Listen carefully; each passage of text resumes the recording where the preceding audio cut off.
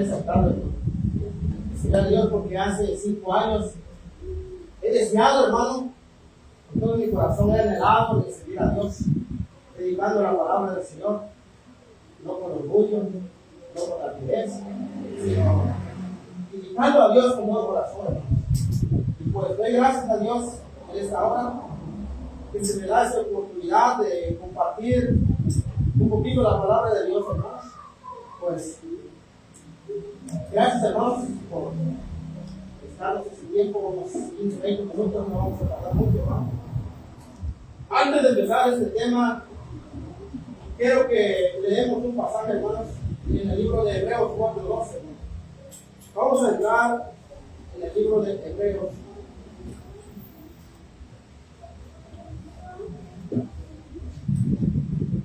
Busquemos el libro de Hebreos.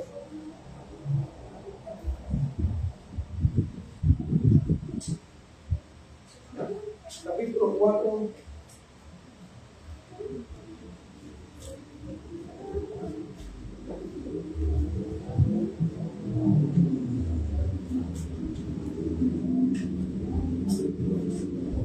Hebreos capítulo 4, versículo 12.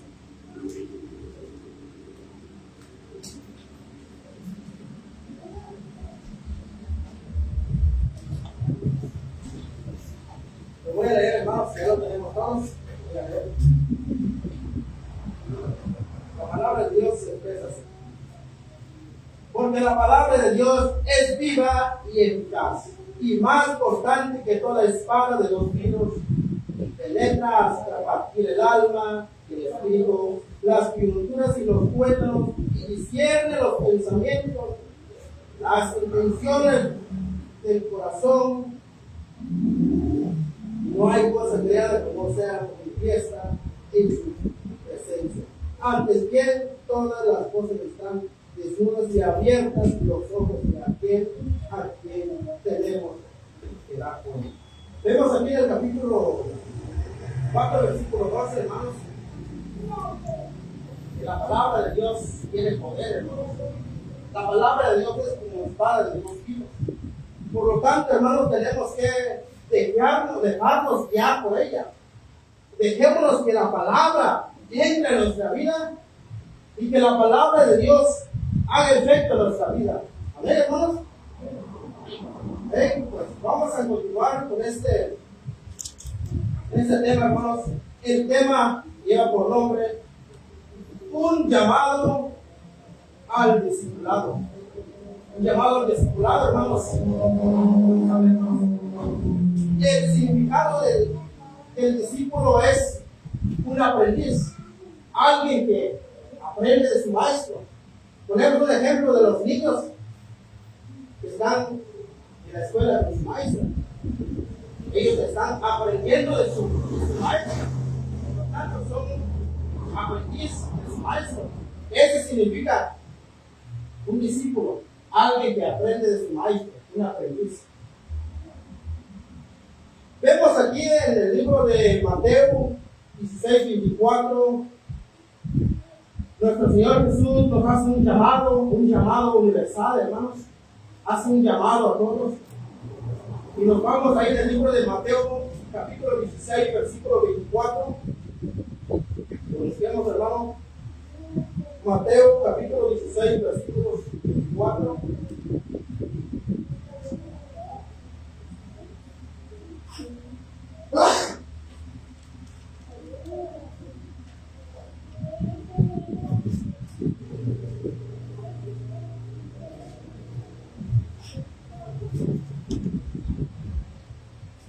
Aquí vamos a ver en este pasaje que el Señor nos hace un llamado de una manera muy respetuosa.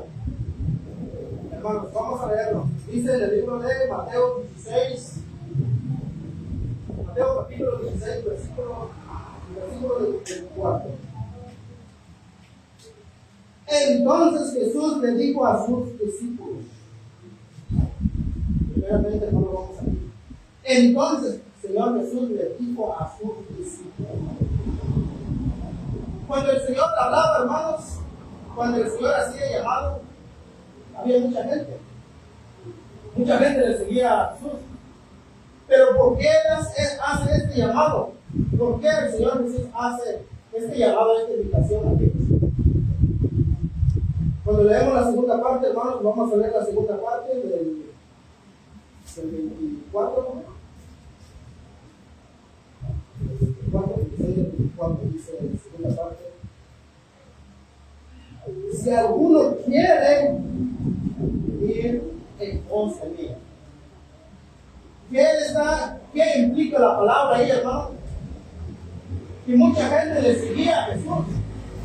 Pero ¿cuál era el problema? Que todos no le seguían como la manera que él quiere. Muchos seguían porque él hacía milagros. Muchos seguían porque él les daba de comer. Muchos le seguían por eso el Señor decía en la segunda parte: si alguno quiere vivir en pos de mí, de una manera muy respetuosa, hermano. Aquí vemos que el Señor no nos obliga. El Señor dice: si alguno de ustedes quiere, no los voy a esforzar. El Señor Jesús no dice: no, vente, yo quiero que vengas y ya. El Señor es muy respetuoso. El Señor respeta nuestras decisiones. Si nosotros lo queremos hacer, no lo queremos hacer, pero Él dice: si alguno quiere venir en pos de mí. Vamos en la segunda parte, en la tercera parte, perdón. En la tercera parte. Niéguese a sí mismo. Niéguese a sí mismo. Primero, la segunda parte está diciendo que alguno quiere venir en pos de mí.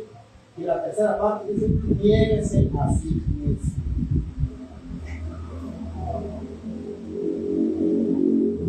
Hermanos, ustedes me pueden preguntar, hermanos, ¿qué significa negarse de sí mismo? ¿Qué es eso? ¿Cómo es negarse de sí mismo?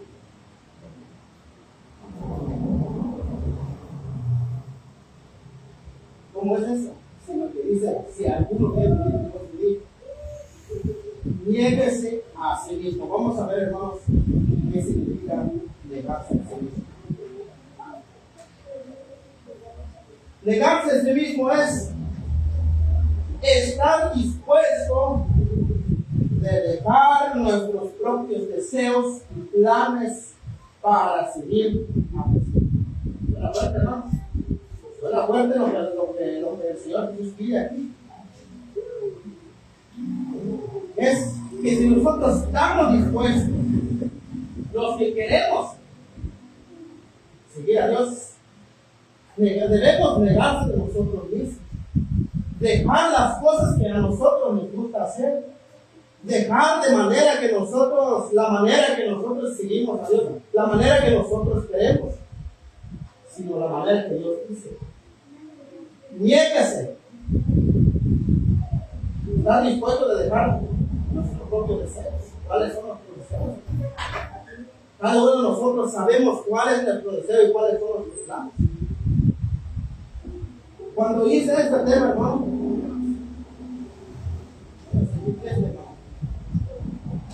¿por qué? Porque la tengo planes que hacer, los planes. Tal vez ustedes no saben cuáles son mis planes, pero yo les puedo decir. Yo tengo un plan, hermano, de tener una familia. Ese es mi plan. Pero aquí Dios me está diciendo, en su palabra, que debo negarse de mí mismo. Debo dejar esos planes que yo tengo, esos deseos que yo tengo para que yo siga a Cristo. Luego vamos, hermanos, en el libro de Lucas, capítulo 14. En el libro de Lucas, capítulo 14.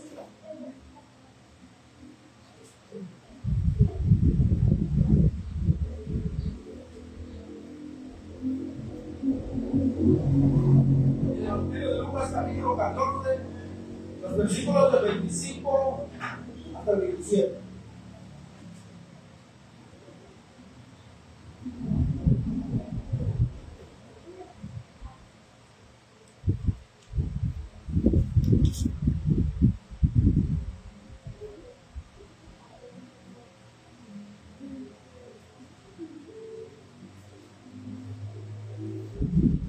quiero leer, hermanos. Si alguno viene a mí y no aborrece a su padre, lo paramos ahí, hermano. Si alguno viene a mí y no aborrece a su padre, ¿qué quiere decir aquí, hermano? A veces uno lo puede entender. Yo tengo que aborrecer a mi padre, tengo que rechazar a mi padre, tengo que rechazar a mi vida, ¿no? Aquí la palabra dice: si alguno pone en su familia en primer lugar. Vemos en la parte de abajo, ¿no? Para que lo podamos explicar. En la parte estamos en el versículo 25. Si alguno viene a mí y no aborrece a su padre y a su madre, y mujer e hijos, y hermanos, hermanas, y aún también su propia vida, no puede ser mi discípulo. 27. Y el que no lleva su cruz y viene por mí, no puede ser mi discípulo. Aquí, hermanos, este versículo, Jesús está enfatizando la importancia de poner a Dios en primer lugar. Siempre nosotros debemos poner a Dios en primer lugar y en segundo lugar la familia. En segundo lugar, nuestro Padre, porque vemos aquí en la primera parte, dice: el que no aborrece, dice, pero la palabra aborrecer no es que nosotros rechacemos a nuestros padres, sino debemos ponerlos a ellos en segundo lugar, la familia. Por ejemplo, hermanos, si la familia nos dice, la familia no, nuestros hijos, nuestra esposa nos dice: queremos ir a pasear en un lugar, pero queremos ir un domingo. Es lo que vamos a hacer ahí. Eso lo vamos a dejar en segundo lugar. Porque el domingo ya sabemos dónde lo vamos los domingos. Eso es poner a Dios en primer lugar. Dejar nuestros deseos, dejar nuestro gusto en segundo lugar para poner a Dios en primer lugar. Aquí aprendemos, hermanos, de que debemos poner a Dios en primer lugar. Debemos amar a Dios más que cualquier otra cosa o persona. Debemos amar a Dios más que cualquier otra cosa. Y el otro punto: debemos estar dispuestos de dejar atrás esas cosas que impiden a seguir a Cristo. También que ponemos a nuestro en segundo lugar, pero también debemos dejar esas cosas que nos impiden para seguir a Cristo, para ser su discípulo verdadero.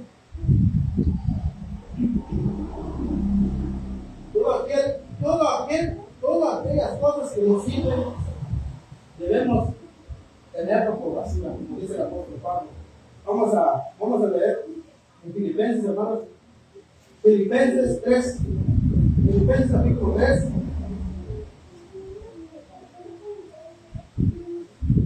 Filipenses capítulo 3. Capítulo 3, perdón.